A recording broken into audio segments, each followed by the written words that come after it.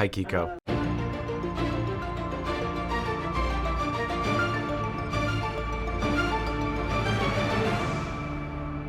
Thank you for taking the time.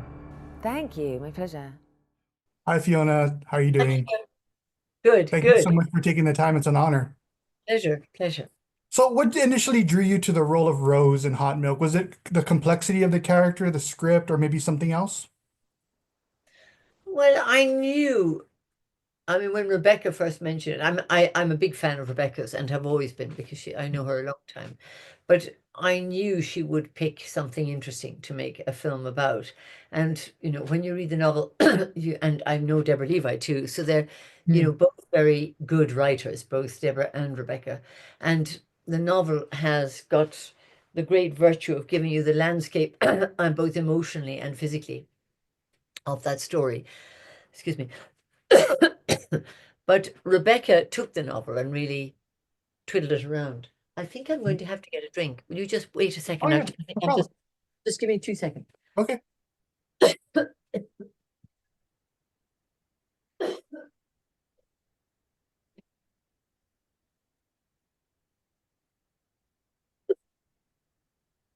Yes, now let's get. Oh, sorry, Kiko. No problem. I followed something terrible. So I think, Rebecca took one thing and turned it into something else. That's what I think is so good. So, how Um, would you describe Rose in your own words? Do you consider her more of a victim or a manipulator, or maybe something in between? Look, I have a perspective because I play her. I love Rose. I Okay. think Rose is full of life. I mean, she doesn't know what damage she does, no more than any of us do. So in that way, she's very good on many counts, is that she of course is driving her daughter mad, but she doesn't know that, and she doesn't feel it. And she needs her daughter's help, and she believes her daughter owes her that help. But she never asked herself a question about it. Now, I think many mothers are like that. So in that way, I don't think she's particularly peculiar. She is also in great need. People who are poor and in great need the person who's nearest them to help them. I mean, that's just very basic. So really, in a way, Emma had to play the suffering of having a mother that was driving her mad.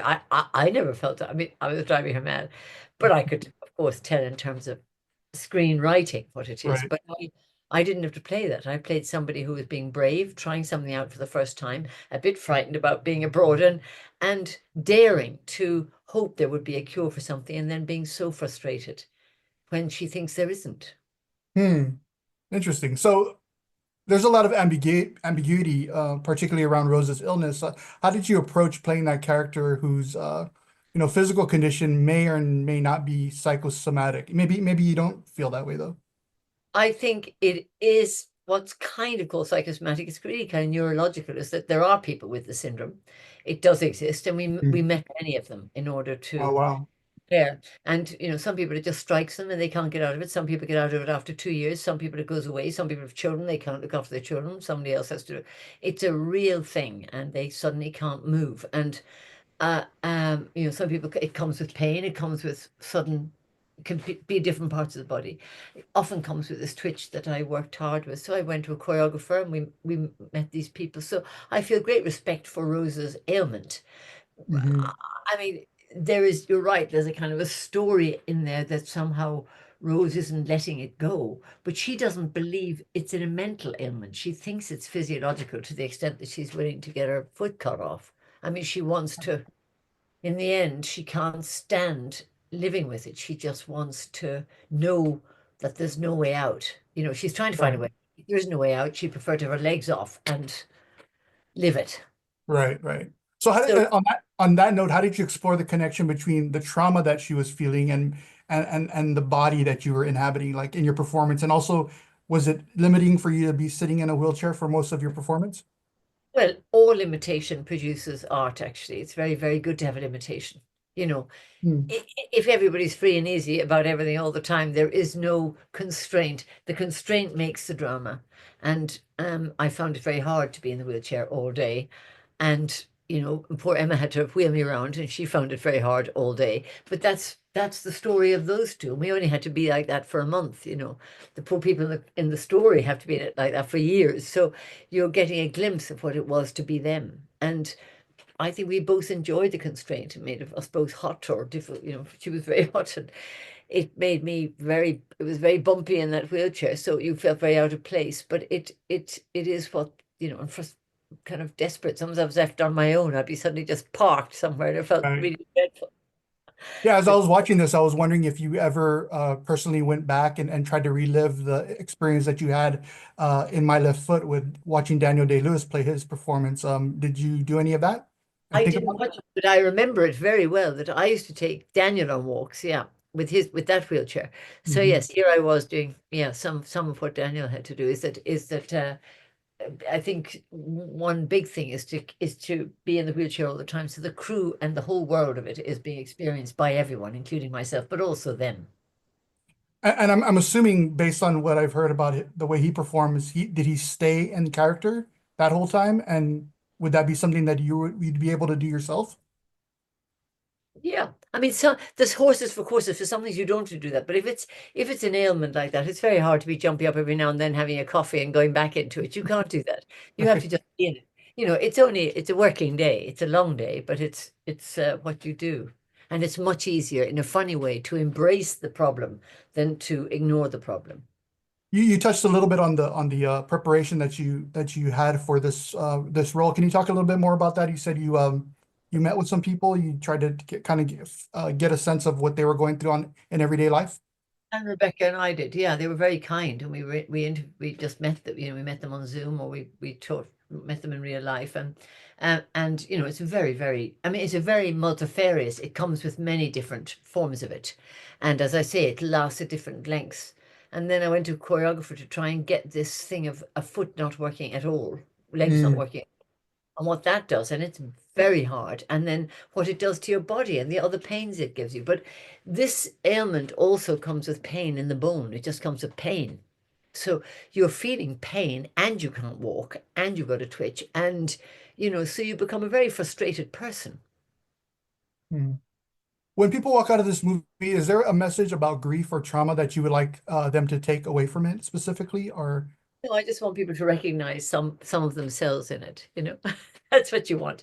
I don't think we're not there to teach a lesson. It's merely about what happens if you take two extreme situations. You take a daughter who's tied to a mother who's tied to a wheelchair. I mean, they're kind of Beckettian, really, isn't it? It's Beckett. yeah, I mean that touches a great point about Rose's her own sense of identity. How much of that is wrapped up in her mother and herself, or being ill, or Yes, and being she's full of failure. People are full of failure. They have to carry their failure. I mean, she has a failed marriage. He ran off with somebody else.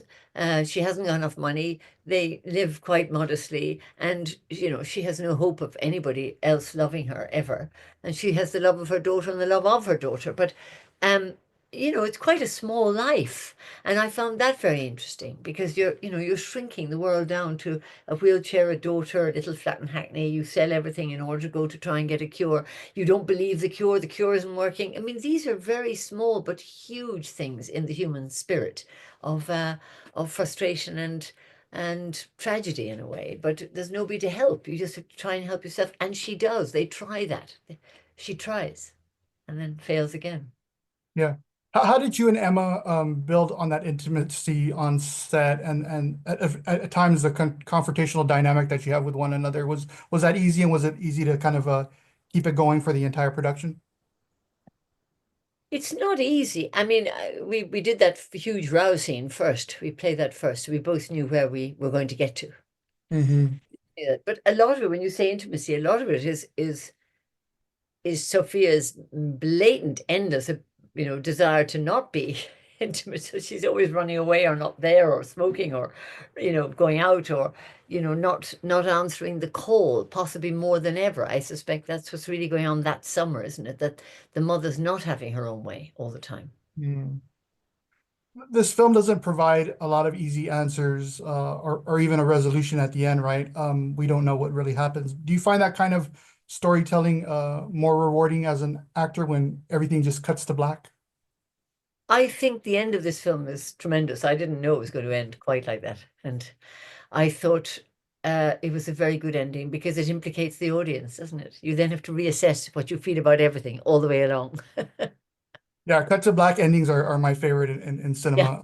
Even though if you're watching with a mainstream audience, you'll hear a lot of moaning and groaning most of the time. Oh, what happened? Did she do? Yeah, yeah, yeah, Yeah, yeah. yeah, definitely. You've played many complex women throughout your career. Where does Rose sit amongst them in terms of being emotionally challenging? But I think people are complex. I wouldn't enjoy playing actually, you can't play a simple thing. Human beings, we're 3D and also we're like pieces of sculpture when we're put onto a screen. You have to, because the screen is 2 dimensions, you cannot play just the surface dimension. You must either, the filmmaker will make a context and make your third dimension the context you're in, or you allow yourself to play the opposite of what it is that you've already played, so that people are given a chance, as we all have, shadow selves, a bit behind ourselves. If you're a smiley person, it's very important that somebody see you not smile, so they know what you're like when you're not smiling. Right. I think this is the least you can do to deliver an audience a sort of gift of what it is to be a character at all. If you just play the surface of the character, the audience just decide you're a goodie, you're baddie, you're funny, you're not funny. These are not fulfilling watching experiences, and they're not fulfilling acting experiences. So it's very good to try and winkle your way into the opposite side of the person. Right. You've had an incredible career, Fiona. When something comes across your desk these days, what are you looking for specifically? Since you've already, I mean, you've done everything. Is there something specific that you look for to say yes to a project? Well, I haven't done everything, but I recently played a cowboy in a cowboy film. And I thought that was really good. You're bound to be more, but I probably won't do another cowboy. But so I try and do something different to what I have done. So I'm looking for difference. I am looking for difference because otherwise there isn't a mountain to climb. Repetition is the killer of creativity. So you try and find something you haven't done. So I have been blessed. I'm not having to play the vicar's wife in anything. I might play, a very dubious head of a secret service, but I might also play a good best friend. And I think playing these variations have allowed me to develop and I hope get better. That's amazing. I'll make this my last question, but it was announced about a week ago that Belle Powley would be playing Petunia in the new Harry Potter TV series. Is there any advice you have for Belle moving forward in a project like this? Enjoy it, just enjoy it. Great, Fiona. Well, thank you so much for taking the time. Again, I really appreciate it, and congratulations on Hot Milk. And we'll let as many people know about it as possible. Thanks so much. Thank you. Have a Thank good you. rest of your day, Fiona. Thank you. Bye-bye.